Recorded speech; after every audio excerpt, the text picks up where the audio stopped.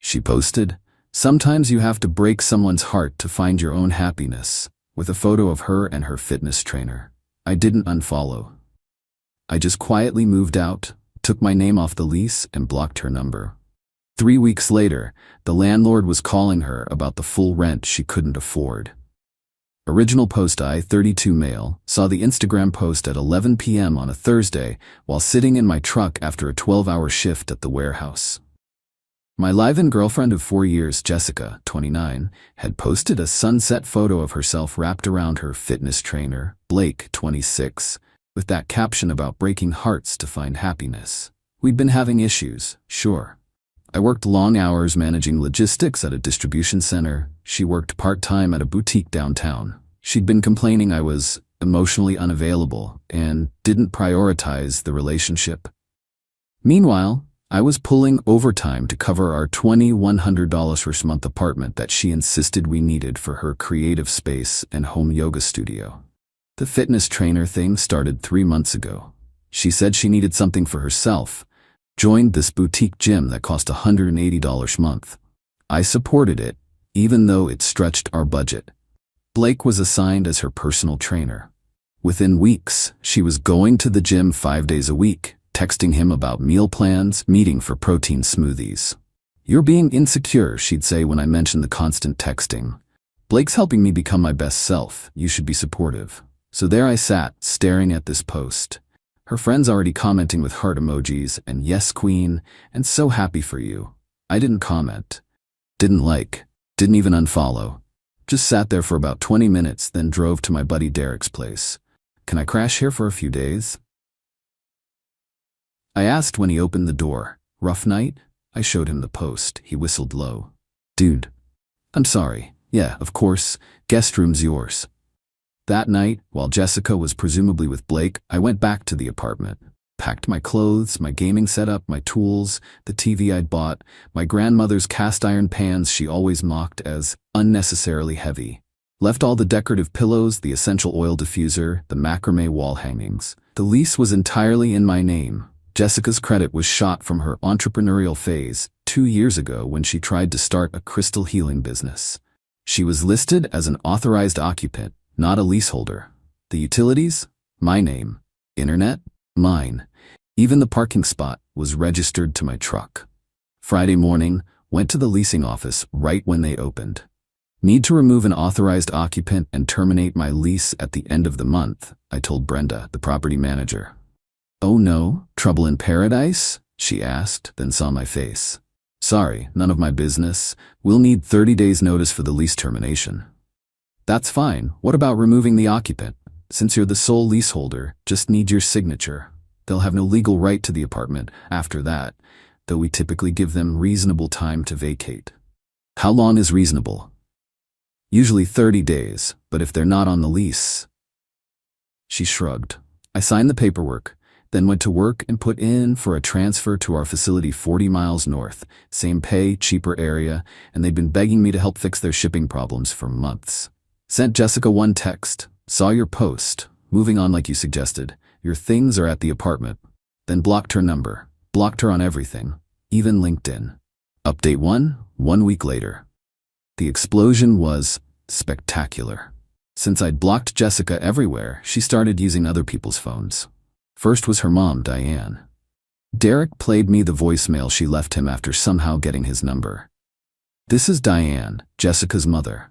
I don't know what fantasy your friend is living in, but he cannot just abandon my daughter. She has rights. He needs to man up and work through this like an adult." My sister got this gem. "Hi, this is Jessica's mom.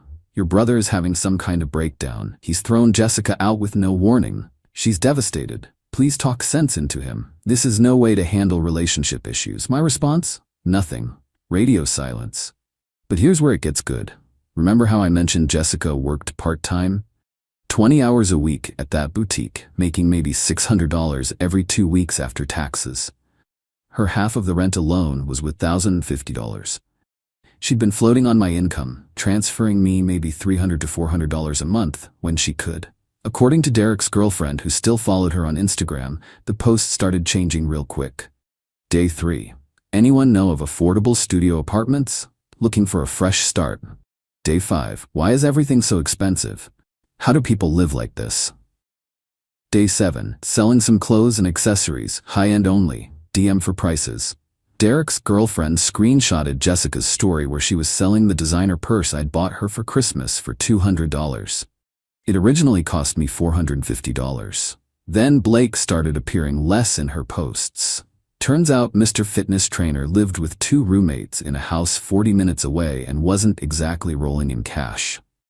He made decent money for a trainer, but not support your new girlfriend's lifestyle money. The mutual friend network started lighting up. Jessica's best friend Kayla called Derek's girlfriend. Jessica's staying on my couch and she's a mess. Ryan just left her. No conversation, no attempt to work things out. She made one mistake and he destroyed her life. One mistake? She posted about it on Instagram, Derek's girlfriend replied. It was just a caption. She was being poetic. The entitlement was already showing. In Jessica's mind, publicly announcing she was choosing another man was just being poetic, and I should have... What? Waited around? Paid for the apartment while she figured things out with Blake? But the real comedy started when I got a call from the leasing office. Brenda sounded awkward. Hi, Ryan. So, Jessica came by. She's demanding to see the lease agreement and insisting she has tenant rights. And, well, I explained she's not on the lease, just an authorized occupant you've removed. She didn't take it well. Threatened to call a lawyer, said you two had a verbal agreement that she's been paying rent. Did she provide any proof of rent payments? She showed some Venmo transactions to you labeled stuff and for apartment. Maybe $300 to $400 a month?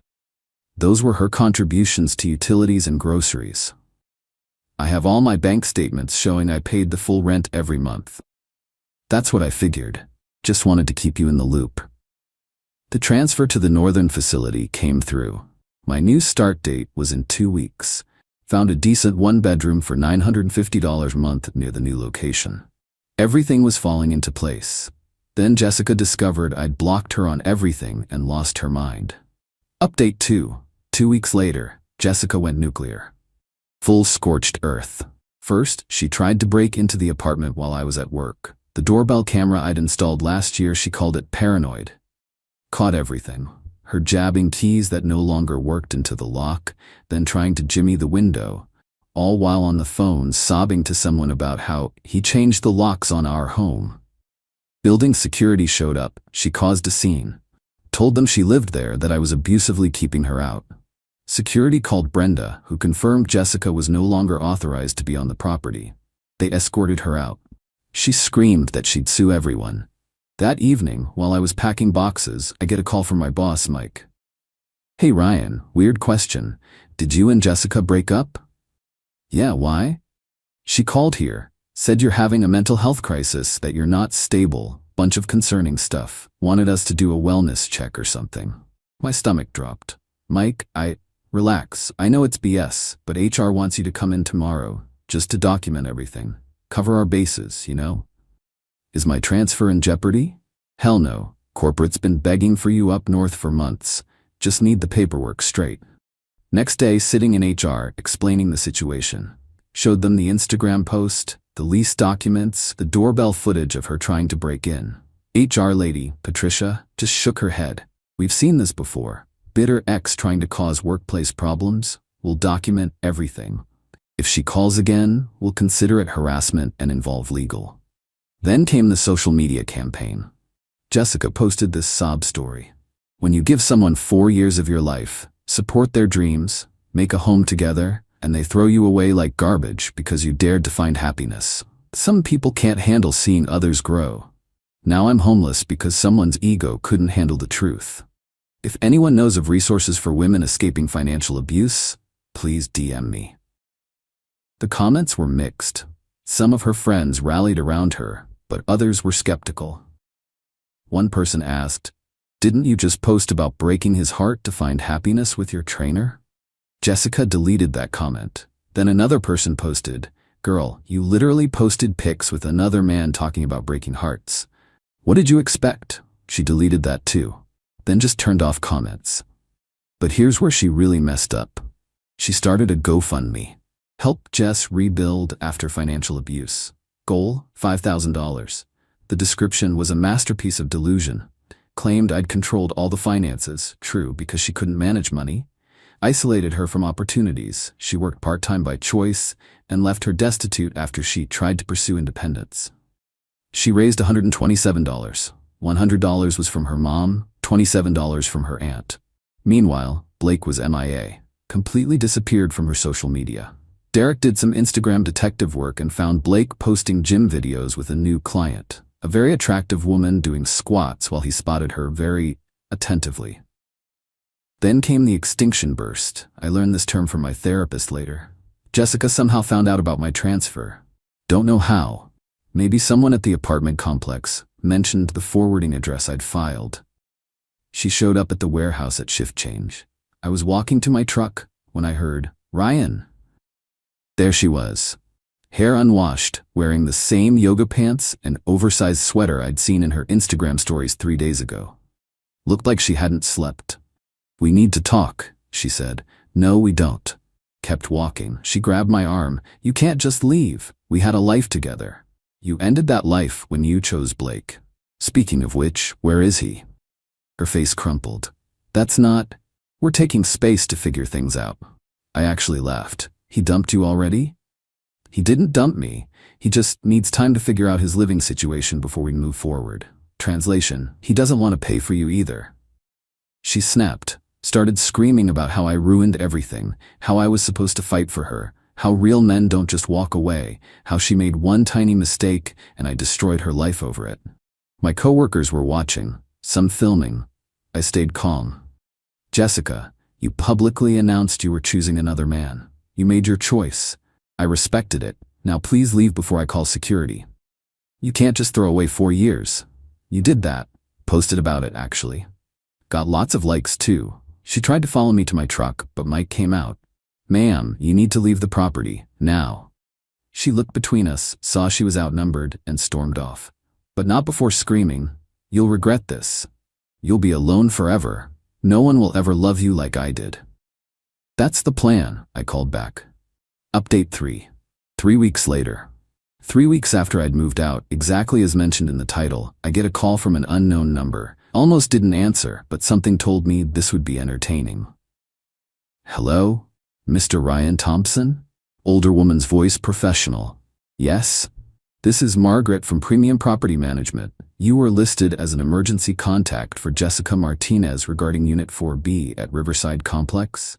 I knew Brenda had left for vacation, and Margaret must be covering. We're not together anymore. I moved out 3 weeks ago and terminated my lease effective end of month, which was last week." "Oh, I see. Well, we have a situation.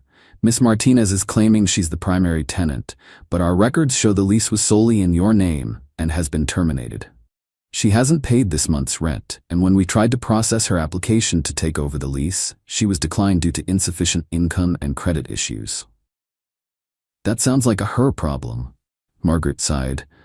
"She's claiming you two had an agreement, that you've been accepting her rent money, that this is an illegal eviction." "Ma'am, she was never on the lease. She was an authorized occupant who I removed after our relationship ended. She publicly announced she was with someone else. I have documentation of everything." "I understand. We're starting eviction proceedings, but she wanted us to contact you first, said you'd pay if you understood the situation." I actually laughed. "No, absolutely not. Is that all?" "Yes, I just needed to confirm. Have a good day." But Jessica wasn't done. The next day, Diane called my work again. This time, she got Mike directly. "Your employee has made my daughter homeless. She's sleeping in her car. This is on your company's hands if something happens to her." Mike, absolute legend, responded, "Ma'am, your daughter's housing situation is not our company's responsibility. If you call again, we'll consider it harassment and involve law enforcement." Then came the mass text from Jessica's friend Megan to a group chat I was apparently still in. "Hey everyone. I know things are complicated right now, but Jess really needs our help. She's facing eviction and needs $2,100 ASAP for rent. If everyone could chip in even $100, we could really make a difference. She's been through so much with Ryan abandoning her." The responses were brutal. Didn't she cheat with her trainer? Why isn't Blake helping? Maybe she should work full-time? I'm not paying her rent, sorry. One brave soul wrote, Ryan didn't abandon her. She posted about choosing someone else. There are consequences to actions. Megan removed that person from the chat. I screenshotted everything before leaving the group. Day 25 after the breakup, Jessica hit rock bottom. According to Derek's girlfriend's reconnaissance, she posted a tearful video. I've lost everything. My home, my relationship, my stability, all because I was honest about my feelings. Ladies, this is what happens when you live your truth. Men will destroy you for it. Someone commented, girl, you literally cheated and bragged about it online. She deleted the video an hour later, but the absolute peak happened that weekend. I'm at Derek's place for a barbecue when his girlfriend shows us Jessica's latest Instagram story. A selfie from inside a U-Haul with caption, moving back in with mom for a bit. Sometimes you need to regroup to level up. #new beginnings, stronger than ever. Her mom lived in a retirement community 3 states away that barely allowed overnight guests, let alone long-term residents. Derek's girlfriend did more recon. Turns out Jessica was actually moving into Megan's studio apartment, as in, sleeping on a futon in a 400-square-foot space with 1 bathroom. The same Megan who'd been trying to crowdfund Jessica's rent. Final update. 2 months later, I'm writing this from my new place up north. Small town, quiet, my commute's 8 minutes instead of 45. Rent's cheaper, saved enough to finally buy that welding setup I'd wanted for side projects. The last I heard about Jessica was through the grapevine about 3 weeks ago. She's working full-time now, imagine that. At a call center making $17 per hour. Still living on Megan's couch, though apparently that's causing tension. Megan's boyfriend isn't thrilled about the permanent house guest. Blake? Posted engagement photos last month. Yeah, engaged. To a woman who owns a Pilates studio. Turns out he'd been dating her the entire time he was hooking up with Jessica. She was just one of several clients he was training after hours. The studio owner had no idea until someone forwarded her Jessica's Breaking Hearts post. She dumped him immediately, but they apparently worked through it. Good luck with that, lady. Jessica went ballistic when she found out. Posted a long rant about narcissistic men who can't commit and players who destroy women's lives. The lack of self-awareness is stunning. She really thought Blake was going to be her meal ticket out of financial responsibility. Her mom, Diane, sent me one last message through my sister. I hope you're happy. Jessica's life is ruined because you couldn't forgive one mistake. She's in therapy now, dealing with the trauma you caused. My sister replied, the only trauma was Ryan paying her way for 4 years while she contributed almost nothing and then cheated. Maybe therapy will help with the entitlement issue. Diane blocked her. The apartment complex?